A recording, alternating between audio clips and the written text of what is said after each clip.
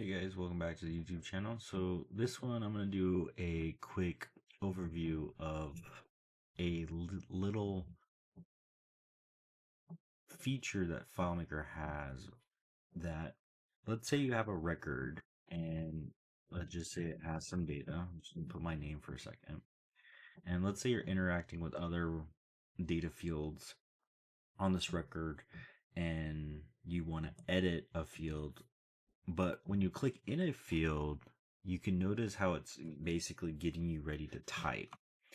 And there's other features that FileMaker has. Let's say I want to select the contents of this field. And better yet, let's do a number field. Just say cost. And we're going to change this to a number. And let's say this already had data in it and it's 0. I'm going to switch this to currency real quick.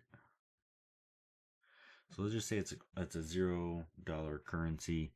And let's say when you click in this, you want to go directly into start typing a number. And if you did that now, it would just add on new text to the existing text in the field. But let's say when you click in the field, you want to select the text in there so that you can change it. One way to do that is by selecting the field and going over to your data tab and scrolling down. It will show a field entry, select contents on entry. So you would select this to be on. So then we go back to browse mode and we go and click in a field.